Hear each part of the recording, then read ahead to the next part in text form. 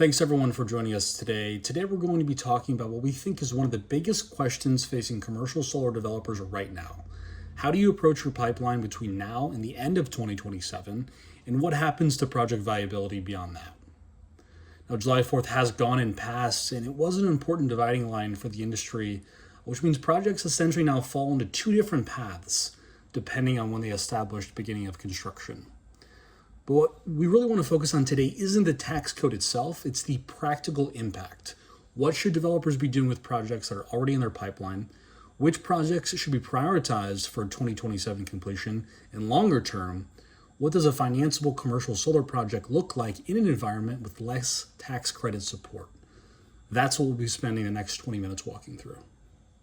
So as we sit here today, the July 4th beginning of construction deadline is well behind us. So the conversation has changed. We're no longer asking, can we get this project started before July 4th? We're now asking, which bucket is this project in, and what does that mean for how we execute it?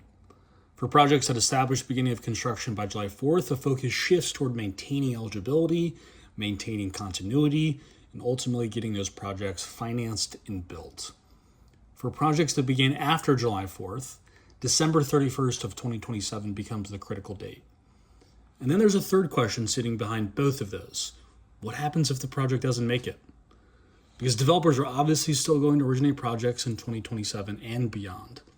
So we're going to spend the first half talking about execution and timing, and then shift into what we think viable projects look like in that next environment. So this is the easiest way to think about where we are today. On the left, you have projects that established beginning of construction by July 4th.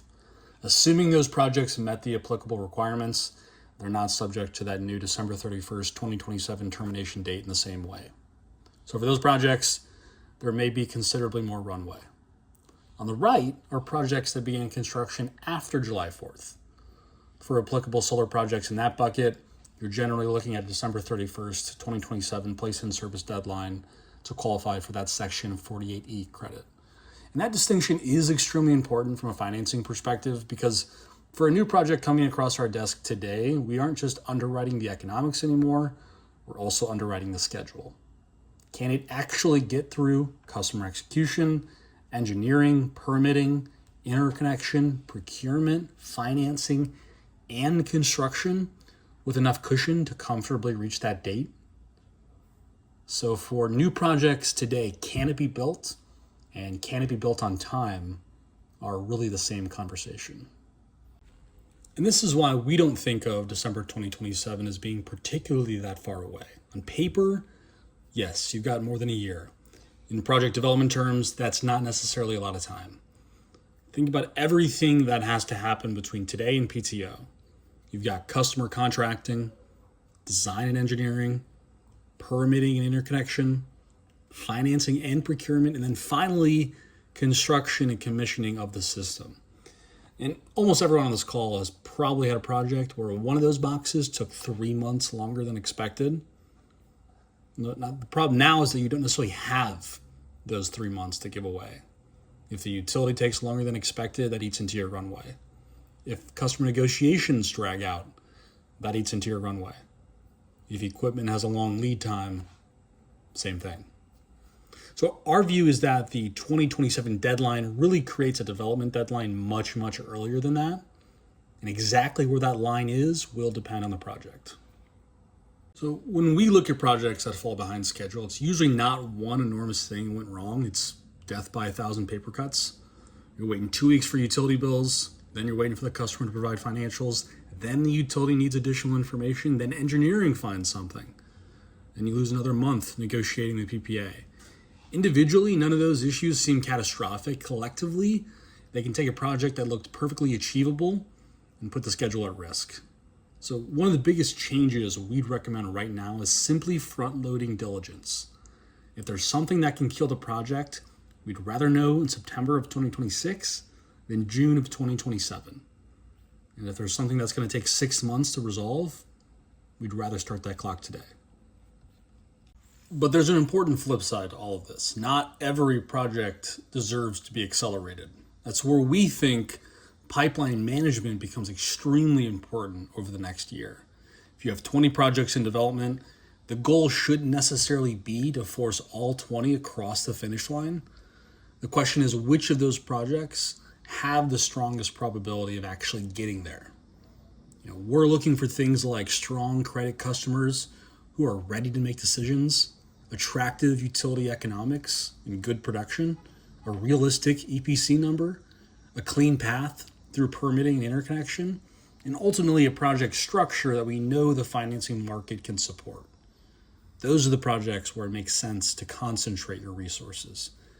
Because the last thing you want to do is spend the next 9 months trying to rescue a marginal project while two really good projects sit behind it. Now let's assume a project isn't going to make the timeline. That doesn't necessarily mean the project is dead. That's an important part of today's discussion.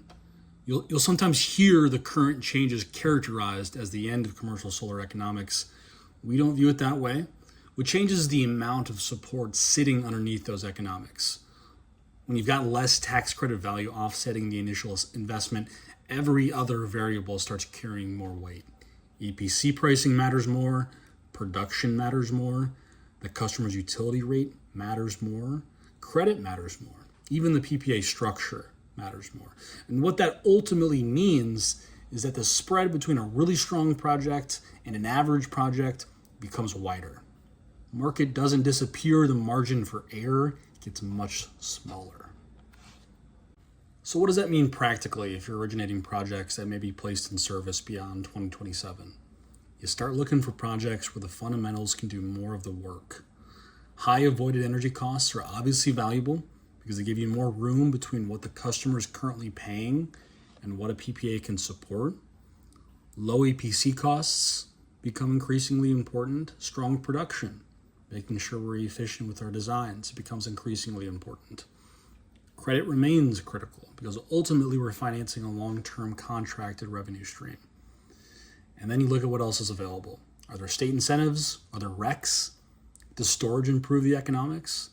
Is there another piece of the incentive stack that adds value? The important point is that we don't rely on one lever to save the project. The projects we're most interested in are the ones where several of those advantages stack together.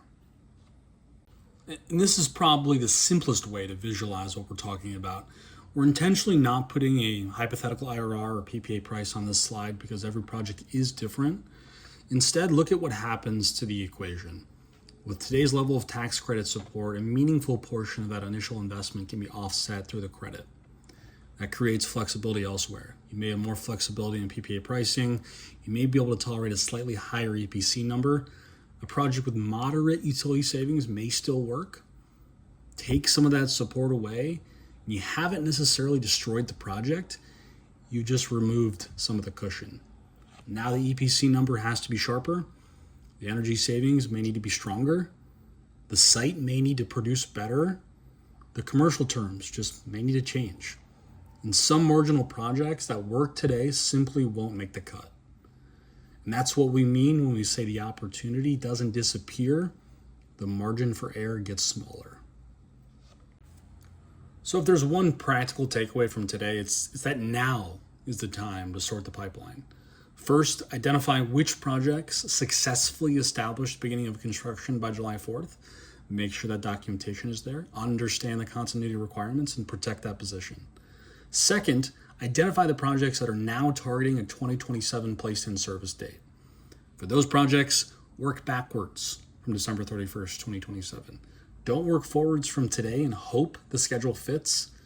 Ask when construction needs to begin, when equipment needs to be ordered, when financing needs to close, when interconnection needs to be complete, and finally, when the customer agreement needs to be signed, and then stress test that schedule. Finally, start looking at the longer-term pipeline through a different lens. If a project isn't likely to reach 2027, does it still have strong enough fundamentals to work in the next environment? And this is where we'd encourage developers to involve the financing side earlier. We don't necessarily need a completely finished project to start giving feedback. If you have the basic system design, production, utility information, your pricing, customer information, including financials if possible, but even if not the full set of 3 years, of audited financials, just a general background on who they are and their overall success would be ideal. And then the proposed commercial terms, if they've been presented. We can start evaluating whether there's a realistic financing path. And particularly with projects targeting 2027, getting that feedback early can be an extremely valuable thing. If something doesn't work, let's find that out right now. If the PPA rate needs to move, let's identify that right now. If the EPC cost needs to come down, let's identify that now. And if it's a strong project, let's figure out what needs to happen to move it through the pipeline as efficiently as possible. The goal is really speed with certainty, not speed for the sake of speed. So I'll leave you with two things. In the near term, time matters. For projects targeting the current credit, December 31st, 2027 may be the statutory date, but the practical development deadlines are going to arrive much sooner. Longer term, project quality matters. Commercial solar doesn't simply stop after 2027. We do expect the market to become more selective, and projects with strong underlying economics are going to be much better positioned to attract capital. So the best thing developers can do today is understand which projects they have, which path they're on, and what needs to happen next. With that, we'd be happy to open it up for questions. All right, well, we appreciate you guys again for being here today for another SCF webinar. Feel free to pop open those Q&A panels and enter as many questions as we can here in the next 10 to 15 minutes. I'll answer as many as we have that come through. It looks like if you've already submitted some questions, so I'll go ahead and start answering those. Is it already too late for a new project to qualify for the ITC? No. For applicable solar projects that began construction after July 4th, the key issue is generally getting the project placed in service by December 31st, 2027, so about a year and a half from now. So obviously not too late, but the development timeline is becoming much, much more important.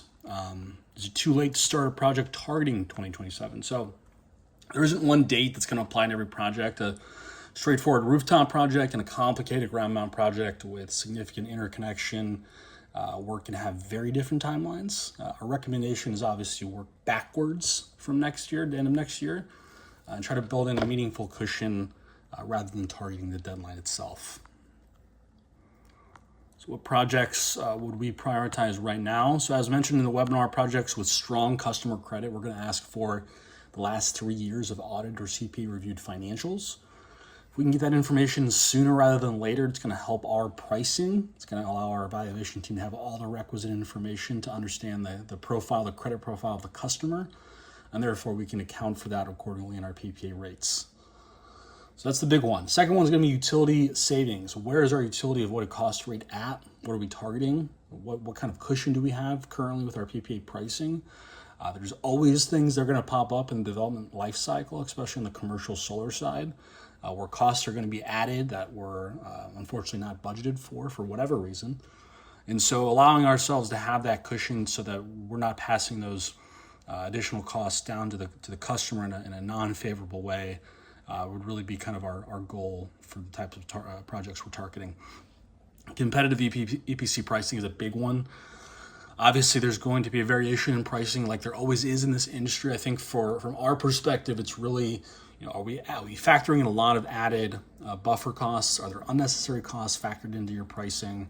We're generally going to ask for a cost breakdown at some point in our life cycle together. So having that information prepped, having that ready to go is going to, again, kind of expedite the process with SCF. And then solid production. So if you're not a great design team, if you don't put together helioscopes, PV-cysts, Solascas very often, let us know. We have team members that can do that. Obviously, having the correct production numbers, the optimal production numbers, as kind of correct as possible for that specific location. Again, going to be something that we don't have to check off later in the process, allows us to move quicker. And then finally, a relatively clean path through permitting and interconnection. So do we have a utility with significant delays? Do we have some sort of relationship with some sort of member at an IOU or another utility that could help potentially expedite things? Is this specific project going to be a challenge? Are we in an area where we're going to have significant diligence items to have to prep for that site to pencil? Again, all things to kind of provide for our team as early as possible so that we can plan accordingly when it comes to the pricing we're able to support and when. All right, what else we got here? Does solar still pencil after the federal credit changes? So absolutely, in the right circumstances, right? We're going to be a little bit more selective as 2027 comes to a close. And so we don't really expect the market to completely go away. It's just going to be more specific in the types of sites that are going to be penciling. So high avoided energy costs, as we mentioned, strong production, efficient EPC pricing and design, and then obviously a good credit customer in a state that has potentially additional revenue streams for us to take advantage of and pass down to the customer in the form of our PPA rates. How much does a PPA need to increase without the ITC? So that's obviously project specific. If we took a really basic 1 megawatt rooftop project, we would probably see in the ballpark of a 3 to 6 cent per kilowatt hour difference in pricing. So again, a reiteration of kind of the importance of having a buffer, having a customer that we have, kind of some wiggle room to, potentially have to update pricing if a project doesn't get to that 2027 place in service date. Again, that's just kind of a ballpark estimate. It's going to change on a customer to customer, project to project profile, but that just kind of gives you a general idea of the difference and impact in the PPA rates without the Solar ITC. What information does SCF need to give us for an initial indication? So generally, system size design. Let's get the initial helioscope, PV sys, Celestica, get that in front of our team if we can. If you have your pricing, if you have a target PPA rate or a target avoided cost that we know kind of where we're trying to get to with this customer is going to be super helpful. If you have financials, again, that's going to be something that we'll ask for at some point in the process. If we can get it earlier, the better, because our team can more accurately price that project. But we do understand the challenges in getting financials from customers on a consistent basis, especially early in the process of engaging with them. Question here, should developers be lowering their development fees or EPC costs now? I wouldn't say there's one blanket adjustment everybody should make. Cost discipline is obviously going to be much more of an importance. And so if less incentive value is available, there just simply isn't going to be as much room in the economics for unnecessary or fluff project costs. So just something to keep in mind. What about storage? Does that help projects pencil post 2027? It can. We don't assume adding a battery automatically improves a project. Again, we're not targeting sites where we can have a significant amount of resilience or backup power. Storage has to create additional value. Through demand charge management incentives, grid programs, or other, we have to make sure that it's going to justify its additional costs. And so we'll evaluate that with you on a project by project basis, but obviously with the storage ITC sticking around, it's going to be something that we'll want to try to incorporate as much as we can.